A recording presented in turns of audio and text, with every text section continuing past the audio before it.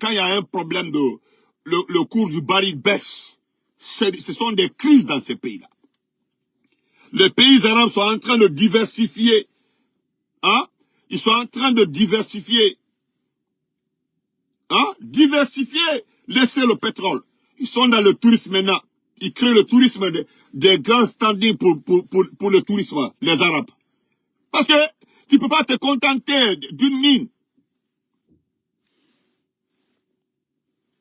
Hein?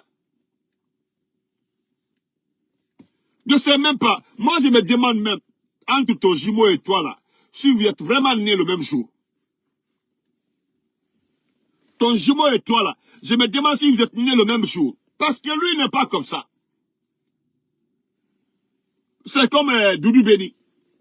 Ah, Doudou Béni avait dit, hein, après Dieu c'est Alpha Condé. Où est Doudou Béni aujourd'hui? Toi là, au temps du PIP, qu'est-ce que tu dis qu'Alpha Condé ne sera même pas chef de quartier ici? C'est pas toi-même qui viens travailler avec Alpha Condé. Tu as dit dans ce pays-là que tu vas donner ta vie à cause de ces loups. Deux ans après, tu es venu qualifier ces loups de quoi? Tu l'as traité de tout, c'est dans les Diallo. Après ça encore, non, c'est pas la peine. C'est trop même. Tu es comme, moi-même j'étais comme, je ne sais pas si tu as honte. C'est ta femme là qui doit te quitter. Si ta femme là se respecte là, elle doit te quitter. Parce que vraiment, au-delà de la politique là, tu es vraiment indigne. Tu es dans une mosquée où les gens sont venus enlever sacrifice. Tu t'invites là-bas pour parler au nom de qui? Qu'on sait ce qui s'est passé là, va arriver jusqu'à ce... Est-ce que les gens ont enlevé les sacrifices à ce pour Mamadi Doumbouya? Voilà ton poste où tu as traité les peuls. Voilà pourquoi j'encourage Mamadou Tog à porter plainte contre le fanfaron là. Tu as vu, il a peur. Hein? Et puis c'est toi qui nous parles d'avenir. C'est ce qui me fait mal. Je me demande si tu as été à l'école, hein, avec toute la grande gueule que tu as, l'école coranique que tu as fait là. Hein, avec tout ça là. Tu penses qu'en pétant les règles de Dieu, les règles imposées, les règles mises par le tout-puissant Allah, tu penses que si tu brises ça là, hein, tu penses que les règles de Dieu là, on saute ça? Eh, Dieu là, il n'est même pas pressé pour prendre quelqu'un. Dieu là, il n'est jamais pressé. C'est un emploi de temps. Dieu, il fait son emploi de temps. Hey, on ne fait que correspondre à l'emploi de temps de Dieu. Toi là, tu t'es rendu compte que c'est fini pour toi. Tu as vu, Baoul se méfie de toi. Baoul sait que tu es un escroc. Baoul sait que tu es un escroc. Tu as vu comment il te regarde. Tu as commencé à rentrer dans les affaires des ministres. Les gens se méfient parce qu'ils savent qui tu es. Tu es trop stratège, tu as la grande gueule, tu es extrêmement malin. Mais ce qu'ils oublient, tu es un faux type. Tu es un faux type. La nouvelle stratégie qui est mise sur place là, la stratégie là, pour mettre les armes dans les sièges des partis, des deux partis, IFDG et RPG pour nous disqualifier, de nous traiter comme des partis pour terroristes. Même si on mettait les armes au niveau des deux partis politiques là, l'IRPG et l'IFDG en nous traitant des terroristes là, c'est normal? Doumbia là c'est qui? Si on nous traite de terroristes là, le CNRD là c'est quoi? Moi je dis, j'ai dit dans beaucoup de panels, si on prend des armes, on met dans des véhicules, on met devant nos sièges là, pour nous accuser de terroristes, de partis terroristes, mais c'est, Doumbouya, les gens ont voté pour qu'il soit là? Hein? Les gens ont voté pour qu'il soit là? Hein? Bande de vauriens. Tu t'invites dans les sacrifices des gens. Hein? Regarde comment les gens sont assis à Bambeto. Certains même sont étonnés. Ils sont dépassés. Les gens, ça dit, certains se demandent comment tu es arrivé là-bas. Comment tu es arrivé? Et puis tu parles d'un terroriste. Le premier terroriste dans ce pays-là, c'est Doumbouya. Le premier délinquant dans ce pays-là, c'est Doumbouya. Le premier fainéant. Quand je dis fainéant dans ce pays-là, c'est Doumbouya. C'est un vrai fainéant. Mais tu connais le mot fainéant.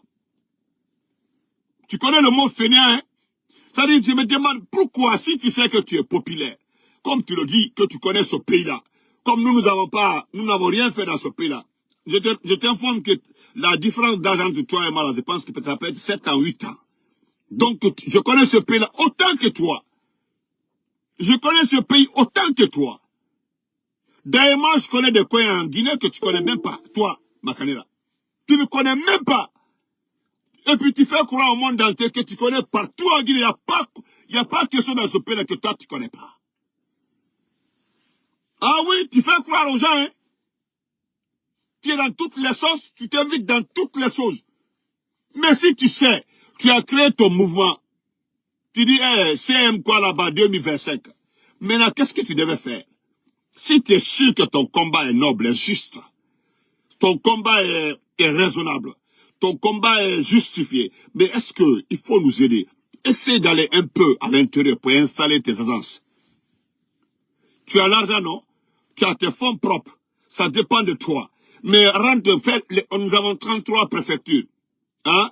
33 préfectures, à peu près 262, 265 sous-préfectures, si j'ai la bonne mémoire.